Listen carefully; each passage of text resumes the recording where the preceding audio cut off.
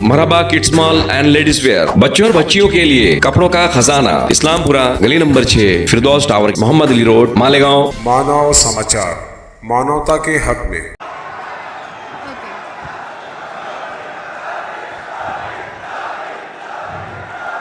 भारत माता की भारत माता की भारत माता की वंदे वंदे वंदे। छत्रपति शिवाजी महाराज की, छत्रपति शिवाजी महाराज की, छत्रपति शिवाजी महाराज की। मंच पर उपस्थित भारतीय जनता पार्टी के प्रदेश के अध्यक्ष मान्य श्री चंद्रशेखर बावनकुले जी,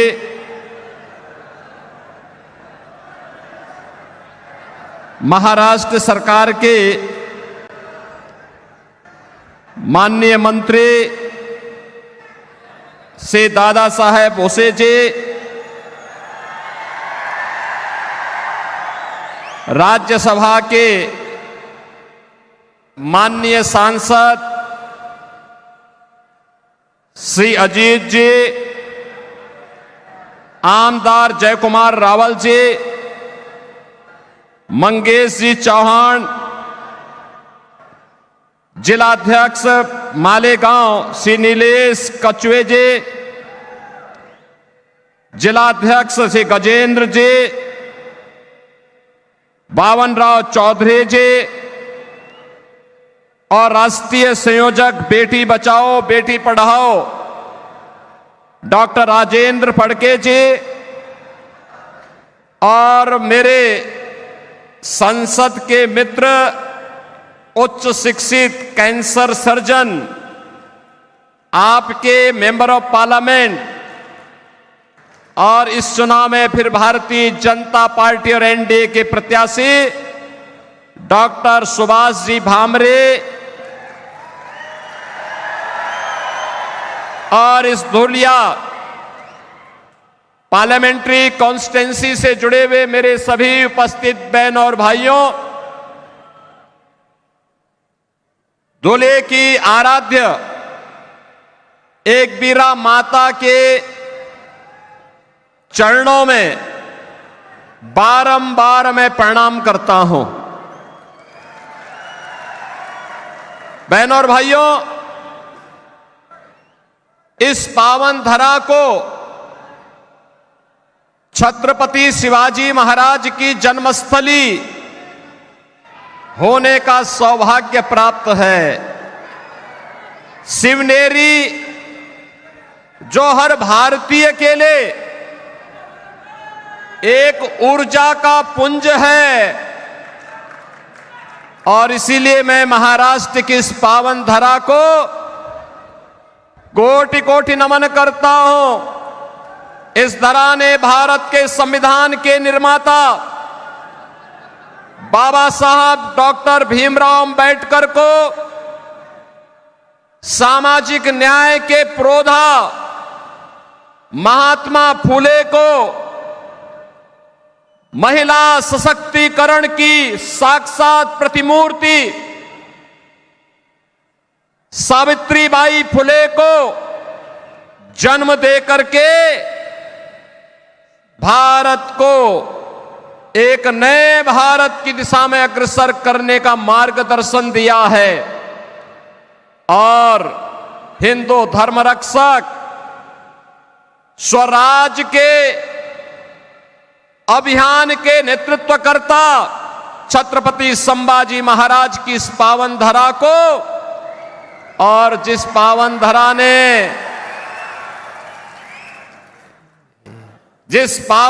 ने स्वतंत्र भारत में भारत की स्वतंत्रता के लिए 2-2 आजन्म कारावास की सजा सही ऐसे वीर सावरकर की इस पावन धरा को नमन करता हूं।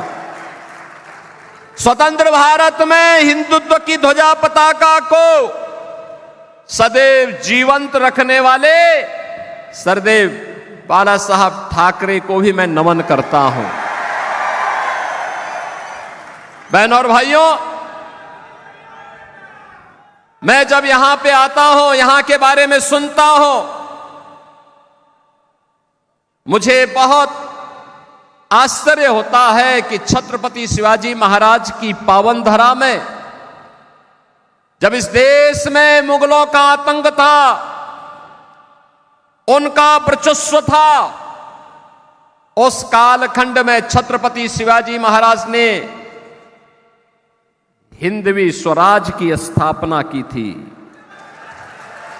उस कालखंड में जब औरंगजेब हिंदुओं पर जजिया कर लगा रहा था और जो कर नहीं दे सकता था उसका जबरन मतांतरण करा रहा था, उस कालखंड में औरंगजेब के दंभ को चकनाचूर करके छत्रपति शिवाजी महाराज ने हिंदवी स्वराज का झंडा बुलंद करने का काम किया था और हिंदुस्तान के माथे को गर्व के साथ ऊपर उठाने का कार्य किया था। लेकिन मुझे आश्चर्य होता है, मुझे इस बात को लेकर के। मैंने सुना है कि कांग्रेस के प्रदेश के अध्यक्ष यहां आए थे और अपने संस्कारों के अनुरूप कह रहे थे कि कांग्रेस की सरकार आएगी तो राम मंदिर को धुलवाएगी। अरे यूपी की जनता तुम्हें उस लायक ही नहीं छोड़ेगी कि अयोध्या पहुंच भी पाओगे।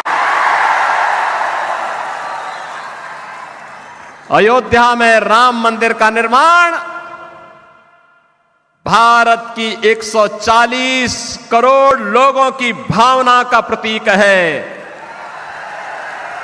भारत के अंदर जब हमारा महाराष्ट्र देश के अंदर के सभी लोग मिलकर के मोदी जी के नेतृत्व में अपने वोट की कीमत को समझे हैं और मोदी जी का यशस्वी नेतृत्व उन लोगों ने स्वीकार करके मोदी जी को भारत का प्रधानमंत्री बनाया, तब कांग्रेस के कलंक को समाप्त करते हुए मोदी जी ने अयोध्या में राम मंदिर के निर्माण का मार्ग प्रशस्त किया है और आज तो अयोध्या में रामलला विराजमान हो गए हैं। मैं तो अयोध्या से ही आया हूं, कल ही मैं अयोध्या था। मुझे जब भी मौका मिलता है मैं अयोध्या जाता हूं। बहनों और भाइयों, ये भारतवासियों के लिए इससे बड़ी गौरव की बात क्या हो सकती है कि 500 वर्षों का इंतजार आज भारत के अंदर समाप्त हुआ। अयोध्या में रामलला फिर से अपनी जन्मभूमि में विराजमान हो गए। राम मंदिर का भव्य निर्माण हो गया है। जो लोग पहले कहते थे, ये कांग्रेस के लोग ही कहते थे ना कि अयोध्या में अगर हिंदुओं के पक्ष में फैसला होगा तो दंगा हो जाएगा, यही कहते थे, धमकाते थे, खून की नदियां बह जाएंगी, भारत पे हमला हो जाएगा। इन लोगों को पता ही नहीं कि नया भारत है, ये नया भारत है। बोलता नहीं है, करके दिखाता है, छेड़ता नहीं है, लेकिन अगर कोई छेड़ता है तो छोड़ता भी नहीं है। हमारा संकल्प था कि रामलला हम आएंगे, मंदिर वहीं। महाराष्ट्र से हजारों की संख्या में कार सेवक आए थे अयोध्या में राम मंदिर निर्माण के लिए, और मैं तो देख रहा था अपने राज्यसभा के हमारे माननीय सांसद श्री अजीत जी, ये तो 6 दिसंबर 1992 को भी वहीं थे, अयोध्या में ही थे। आज उनसे मुलाकात हो रही है। मैंने उनको बोला, मैंने कहा कुछ शकल जान पहचान लगती है आपकी? तब उन्होंने कहा मैं भी 6 दिसंबर को अयोध्या में ही था। बहनों और भाइयों, ये जो लोग कह रहे हैं ना कि कांग्रेस की सरकार आएगी तो राम मंदिर को धुलवाएंगे, रामलला इनको इस लायक ही नहीं छोड़ेंगे कि इनकी सरकार आए। वो नौबत ही नहीं आने वाली है। 4 चरणों के चुनाव संपन्न हो गए। 5वें चरण में आपको मतदान करना है बहनों और भाइयों।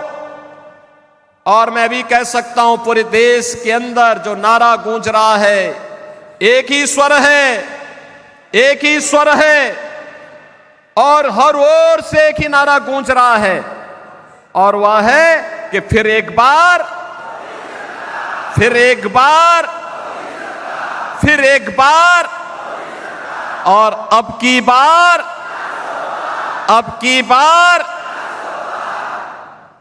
तो जब ये नारा भाजपा के लोग, एनडीए के लोग लगाते हैं तो विपक्ष को लगता है कि उनके पैरों के नीचे की जमीन चली गई। वे पूछते हैं ये कैसे होगा, तो जनता से पूछते हैं, तो जनता जनार्दन उन्हें क्या जवाब देती है? जनता जनार्दन भी जवाब देती है कि जो राम को लाए हैं, जो राम को लाए हैं, और मोदी जी राम को लाए हैं, तो मोदी जी फिर से आएंगे। कोई संदेह नहीं, कोई संदेह नहीं होना चाहिए बहनों और भाइयों। मैं तो आज आपसे कहने के लिए आया हूं, चुनाव के बहाने चंद्रशेखर बावनकुले जी मुझे यहां लेके आ गए। वैसे गालना में हमारा आश्रम है, मेरे गुरु भाई योगी बिलासनाथ जी वहां विराजमान होते हैं, और मैंने कई बार प्रयास किया, लेकिन बहनों और भाइयों इसी बहाने मैंने कहा चलो मैं चलता हूं। इस बार मैं जाऊंगा तो मालेगांव के अपने भाइयों को, धुलिया के अपने बंधुओं को, सबको मैं, बहनों और भाइयों को मैं आज अयोध्या में प्रभु राम लला के दर्शन करने के लिए आमंत्रण जरूर दूंगा। बहनों और भाइयों, भारतीय जनता पार्टी आज भारत को आत्मनिर्भर और विकसित भारत बनाने के संकल्प के साथ इस चुनाव में उतरी है। चुनाव हमारे लिए केवल सत्ता प्राप्त का साधन नहीं है।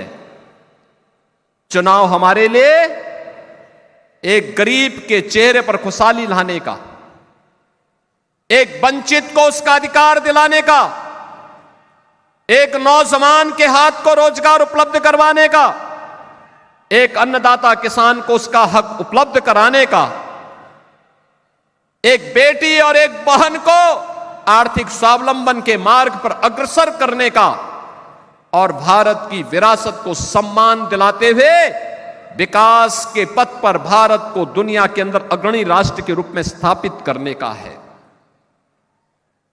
ये चुनाव केवल सत्ता प्राप्त करेंगे, जैसे कि कांग्रेस के लोग और इंडी गठबंधन कर रहा है कि जीतेंगे तो मिलके लूटेंगे। इनके लिए चुनाव क्या है? लूटने का एक माध्यम है। हमारे लिए चुनाव जनता जनार्दन की खुशहाली के लिए और भारत को दुनिया की सबसे बड़ी ताकत के रूप में स्थापित करने का एक संकल्प है, और उस संकल्प के साथ हम लोग आगे बढ़ रहे हैं। और यह संकल्प नहीं होता तो क्या पिछले 10 वर्ष में भारत इतनी प्रगति करता? आपने देखा होगा नए भारत को मोदी जी के नेतृत्व में पिछले 10 वर्ष में भारत ने जो प्रगति की है अभूतपूर्व है। बहनों और भाइयों, दुनिया के अंदर सम्मान बढ़ा है। 2014 के पहले क्या स्थिति थी? 2014 के पहले दुनिया के अंदर भारत के प्रति सम्मान का भाव समाप्त हो रहा था, लगातार सम्मान घटता जा रहा था, सीमाएं असुरक्षित थी, घुसपैठ होती थी, आतंकी विस्फोट होते थे। और जब भी मैं तब भी सांसद था और मेंबर ऑफ पार्लियामेंट के नाते जब हम पार्लियामेंट में इस मुद्दे को उठाते थे तो कांग्रेस की सरकार कहती थी कि आतंकवादी सीमा पार के हैं, हम क्या करेंगे। बहनों और भाइयों, विकास के कार्य ठप पड़े थे, भ्रष्टाचार चरम पे था, गरीब भूख से मरता था, किसान आत्महत्या करता था, नौजवान प्लान करता था, बेटी और व्यापारी सुरक्षित नहीं थी, और हर हिंदू पर्व और त्योहार के पहले दंगे हो जाते थे। यही होता था ना। लेकिन बहनों और भाइयों, 14 के बाद कैसे परिवर्तन हुआ है। आज दुनिया के अंदर सम्मान बढ़ा है, सीमाएं सुरक्षित हुई हैं। सीमाएं सुरक्षित होने के साथ साथ आतंकवाद और नक्सलवाद पर नकेल कसी गई है। अब तो जोर से कहीं पर पटाखा फट जाए ना, तो सबसे पहले पाकिस्तान सफाई देता है, कहता मेरा हाथ नहीं है। अब ये सीमा पार का आतंकवाद समाप्त। पाकिस्तान कहता है मेरा हाथ नहीं है, बकस दो बस एक बार, अब कुछ नहीं कर रहूंगा मैं। और पाकिस्तान, मैं तो कहना चाहता हूं, जो लोग ये पाकिस्तान के समर्थन में बात करते हैं ना, इनको पाकिस्तान ही भेज देना चाहिए, जाए वहां भीख मांगे। देख रहे हो वहां पे भारत 80 करोड़ लोगों को पिछले 4 वर्ष से फ्री में राशन दे रहा है, और मोदी जी ने कहा अगले 5 वर्ष तक देंगे। और पाकिस्तान में लोग भूखों मर रहे हैं। पाक अधिकृत कश्मीर में किस प्रकार का नजारा है, अराजकता है। लोग 1 किलो गेहूं के लिए लड़ रहे हैं, आटा के लिए लड़ रहे हैं, आपस में मारपीट कर रहे हैं, आगजनी हो रही है, तोड़फोड़ हो रही है। और मैं तो कहूंगा इन पाकिस्तान परस्तों से जाए पाकिस्तान में भीख मांगे, पाकिस्तान में कंगाल बन करके, वहां पर इनके दिमाग ठिकाने न लग जाए तो अपने आप ठीक हो जाएंगे। बहनों और भाइयों, खाएंगे भारत के अंदर, और जो गाएंगे पाकिस्तान का, उनके लिए हिंदुस्तान में कोई ठिकाना नहीं होना चाहिए, कोई ठिकाना नहीं होना चाहिए। जो लोग कहते हैं मोदी जी ने क्या किया है, बहनों और भाइयों, उनको सबसे पहला जवाब दीजिए, उनको सबसे पहला जवाब दीजिए कि जितनी पाकिस्तान की आबादी है, उससे ज्यादा लोगों को मोदी जी ने 10 वर्ष में गरीबी रेखा से उभार करके खुशहाल जीवन जीने के लिए एक मार्ग प्रशस्त किया है। उनको बताइए, पाकिस्तान की आबादी 23 करोड़, और मोदी जी ने 25 करोड़ लोगों को गरीबी से उभारा है। यह है नया भारत। बहनों और भाइयों, आयुष्मान भारत, 60 करोड़ लोगों को 5 लाख रुपए की सुविधा, और मोदी जी ने कहा है कि 70 वर्ष से ऊपर के हर एक वृद्ध नागरिक को, वृद्धजन को 5 लाख रुपए प्रतिवर्ष आयुष्मान भारत की सुविधा उपलब्ध करवाएंगे, स्वास्थ्य की सुविधा उपलब्ध करवाएंगे, फ्री में उपलब्ध करवाएंगे। बहनों और भाइयों, 50 करोड़ गरीबों के जनधन अकाउंट खुले हैं।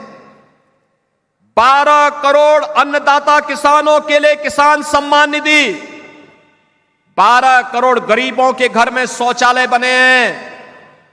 एलपीजी का सिलेंडर, जो कांग्रेस के समय में मिलता नहीं था, पैसा देके भी नहीं मिलता था, मोदी जी ने 10 करोड़ घरों को फ्री में उपलब्ध करवाने का काम किया है। और 4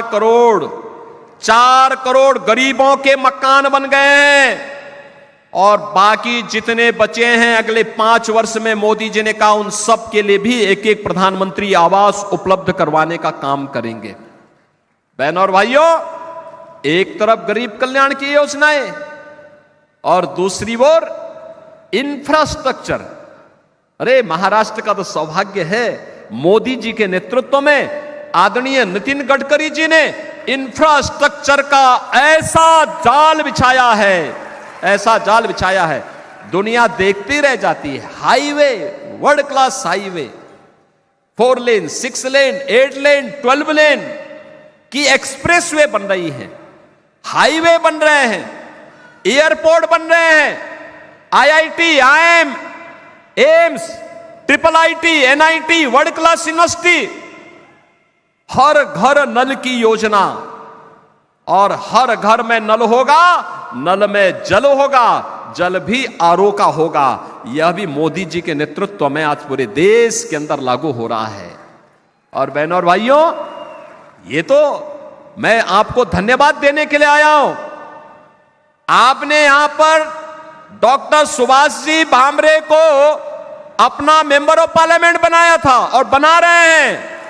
एक पढ़ा लिखा इंसान, कैंसर सर्जन, उच्च शिक्षित कैंसर सर्जन, वह तो इन सब के बारे में जानता है। संसद में विभाग, मंत्रालयों में इन मुद्दों को उठाता है, संसद में मुद्दों को उठाता है, उन योजनाओं को यहां पे लेकर के आने का काम करता है। एक तरफ यह भारत और दूसरी तरफ कांग्रेस के नेतृत्व में इंडी गठबंधन। बहनों और भाइयों, एक बात बताऊं मैं आपको, ये जो कांग्रेस है ना, हमें एक गफलत छोड़ देनी चाहिए कि ये कांग्रेस महात्मा गांधी वाली कांग्रेस है। ये महात्मा गांधी वाली कांग्रेस नहीं है। ये कांग्रेस वह कांग्रेस नहीं जिसको सरदार पटेल ने, लोकमान्य तिलक जी ने जिस कांग्रेस को नेतृत्व दिया था, ये कांग्रेस सोनिया कांग्रेस है, सोनिया कांग्रेस, राहुल कांग्रेस है। ये कांग्रेस अब इसका जो परिवर्तित रूप है, ये परिवर्तित रूप इसका क्या है? ये परिवर्तित रूप है, यह अपने आप तो कुछ कर नहीं सकती, इसने किया भी नहीं है, ये करना भी नहीं चाहती है, लेकिन यह इसका जो घोषणा पत्र है, इलेक्शन मैनिफेस्टो जो इन्होंने जारी किया है, अगर इनके इलेक्शन मैनिफेस्टो को अगर आप देखेंगे तो बहनों और भाइयों आपको लगेगा कि ये मुस्लिम लीग का मैनिफेस्टो है, कांग्रेस का नहीं लगेगा। दूसरा, इस पे इसने जो घोषणाएं की है, ये कहती है 2-3 चीजें इतनी खतरनाक हैं। पहला, यह अनुसूचित जाति, जनजाति और पिछड़ी जाति को मिलने वाले आरक्षण पर सेंध लगाना चाहती है और इसके लिए यह आपके आरक्षण के अधिकार को मुसलमानों को देना चाहती है। क्या अनुसूचित जाति और पिछड़ी जाति के हिंदुओं को मिलने वाला आरक्षण आप कांग्रेस को देना चाहेंगे? कांग्रेस के माध्यम से मुसलमानों को देना चाहेंगे क्या? धर्म के आधार पर आरक्षण का विरोध बाबा साहब भीमराव अंबेडकर ने भी किया था। ये लोग बाबा साहब भीमराव अंबेडकर का अपमान करना चाहते हैं। दूसरा, कांग्रेस ने जब यूपीए की गवर्नमेंट थी तब जस्टिस रंगनाथ के अध्यक्षता में कमेटी गठित की थी और उस कमेटी ने एक रिपोर्ट दी। उस रिपोर्ट में कहा गया कि पिछड़ी जाति को मिलने वाला आरक्षण में से 6% आरक्षण मुसलमानों को देना चाहिए। बीजेपी और एनडीए ने विरोध किया था। बहनों और भाइयों, कांग्रेस की मंशा उस समय हम लोगों ने पूरी नहीं होने दी थी। मैं संसद में था, हम विरोध करते थे, कई दिनों तक विरोध चला। और बहनों और भाइयों, यही नहीं, जब वह उसको लागू नहीं कर पाए तो उन्होंने बैक डोर से फिर जस्टिस राजेंद्र सच्चर की अध्यक्षता में कमेटी गठित की। जस्टिस राजेंद्र सच्चर ने यह व्यवस्था करने का प्रयास किया कि मुसलमानों की कुछ जाति को अनुसूचित जाति में शामिल करके उनको अनुसूचित जाति का आरक्षण दे दिया जाए। हमने तब भी विरोध किया था। हमने कहा बाबा साहब भीमराव अंबेडकर की भावना के विरुद्ध है यह आरक्षण, यह मुस्लिम आरक्षण नहीं हो सकता, हम इसका विरोध करते हैं। और आज कांग्रेस का मैनिफेस्टो फिर से मुस्लिम आरक्षण की वकालत करता है। हमें इसका विरोध करना चाहिए। यह भारत के विभाजन की आधारशिला है। दूसरा, बहनों और भाइयों, कांग्रेस के शहजादे क्या कह रहे हैं? वे कहते हैं मैं एक झटके में गरीबी मिटा दूंगा। उनसे पूछा गया कि गरीबी कैसे मिटाएंगे, कैसे हटाएंगे गरीबी? उसने कहा वेल्थ इमरजेंसी से। यानी इमरजेंसी और कांग्रेस ये दोनों एक दूसरे के पूरक हैं। इमरजेंसी कांग्रेस के डीएनए का पार्ट बन चुका है। वेल्थ इमरजेंसी का मतलब वह आपकी संपत्ति का सर्वे करवाएंगे। संपत्ति का सर्वे करा करके फिर उस पे एक विरासत टैक्स लगाएंगे। आपके बाप दादों की जो संपत्ति होगी, आपके ग्रैंडफादर ने, आपके फादर ने, आपकी मदर ने जो संपत्ति अर्जित की है और वो संपत्ति स्वाभाविक रूप से आपके पास आई है, उसमें से आधी संपत्ति कांग्रेस के लोग और उनके सहयोगी जबरदस्ती लेकर के फिर मुसलमानों को बांटने का प्रयास करेंगे। क्या आप इसको स्वीकार करेंगे? क्या इसको स्वीकार करेगा क्या हिंदुस्तान? और बहनों और भाइयों, इसीलिए मैं कहता हूं, ये कांग्रेस का विरासत टैक्स या औरंगजेब का जजिया कर है। औरंगजेब की आत्मा घुस गई है कांग्रेस में, और इसलिए बहनों और भाइयों, क्या औरंगजेब को यह देश बर्दाश्त करेगा? क्या महाराष्ट्र बर्दाश्त करेगा? क्या आप इसको स्वीकार करेंगे? क्या? और इसीलिए मैं आपसे कहने के लिए आया हूं, कांग्रेस को स्वीकार नहीं करना है, कांग्रेस को एक सिरे से खारिज करना है। एक कांग्रेस और इसके सहयोगी सारे लोग एक जैसे हैं, जैसे कांग्रेस वैसे सहयोगी, वे सभी के सभी लोग इसी प्रकार के कार्य में लिप्त हैं। आज तो मैंने इस बात को देखा, मैं एक समाचार पत्र पढ़ रहा था और समाचार पत्र में मैं देख रहा था कि किस तरीके से इनके द्वारा चुनाव प्रचार किया जा रहा है और चुनाव प्रचार में किस प्रकार की बातों का यहां पर खुलासा किया जा रहा है। यह मैं मुंबई का ही देख रहा था, और मुंबई में मैं देख रहा था कि मुंबई में एक प्रत्याशी है, यानी मुंबई ब्लास्ट का 1993 का जो दोषी है, उसका एक अभियुक्त दोषी है इकबाल मूसा, वह इंडी गठबंधन के प्रत्याशी के लिए वोट मांगते हुए दिखाई दिया है। अब आप मुझे बताओ, क्या आप मुंबई ब्लास्ट के अपराधियों को स्वीकार करेंगे? क्या जिन लोगों ने हजारों लोगों को मारा हो, जिन लोगों ने हजारों करोड़ की संपत्ति को नुकसान पहुंचाया हो, वे खुलेआम वोट मांगे? क्या इसको हम स्वीकार करेंगे? बहनों और भाइयों, मैं आज आपसे कहने के लिए आया हूं, एक बात कहने के लिए आया हूं। भारतीय जनता पार्टी और सहयोगी दल ही, एनडीए ही भारत को सुरक्षा दे सकती है, और किस रूप में दे सकती है, इसका मॉडल मैं आपको बताता हूं। उत्तर प्रदेश में मैं पिछले 7 वर्ष से चीफ मिनिस्टर हूं। 7 वर्ष में उत्तर प्रदेश में तो 6.5 करोड़ मुस्लिम आबादी है। आपने कभी वहां दंगा सुना है क्या? 7 वर्ष में कोई दंगा नहीं हुआ, कोई दंगा नहीं, कोई कर्फ्यू नहीं, दंगा भी नहीं, कर्फ्यू भी नहीं, और साथ साथ जितने भी बड़े बड़े माइक लगे हुए थे ना ऊपर, वे सब उतार करके रख दिए गए हैं। सड़क पे कोई नमाज नहीं होती है, अब कोई सड़क पे नमाज नहीं होती है। और मैं आपसे कहने के लिए आया हूं, मैं, बहनों और भाइयों, अगर हमने अयोध्या में रामलला को विराजमान किया है, तो जितने दंगाई थे, जितने बड़े बड़े माफिया कांग्रेस ने और समाजवादी पार्टी ने वहां पाले हुए थे, इन सब की हमने राम नाम सत्य है की यात्रा भी निकाल दी है।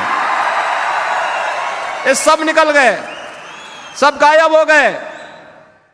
कुछ लोग तो बोलते थे कि साहब बस हमें जेल डाल दीजिए। हमने कहा जेल नहीं, तुम्हारी जगह तो जहन्नुम है, जहन्नुम। और इसलिए बहनों और भाइयों, मैं आप सभी से ही कहने के लिए आया हूं, कांग्रेस की घोषणा पत्र में एक और बात लिखी गई है, और वह लिखी गई है कि अगर कांग्रेस नेतृत्व की सरकार बनेगी तो कांग्रेस अल्पसंख्यकों को उनकी रुचि के अनुसार खान पान की स्वतंत्रता देगी। बहनों और भाइयों, मैं पूछना चाहता हूं, ऐसा कौन सा खान पान है जो बहुसंख्यक और अल्पसंख्यक जिसमें मत भिन्नता रखते हैं वह केवल गौ मांस है। हिंदू जो भी होगा वो कहेगा कि नहीं, गाय हमारी माता है, जन्म जन्म का नाता है।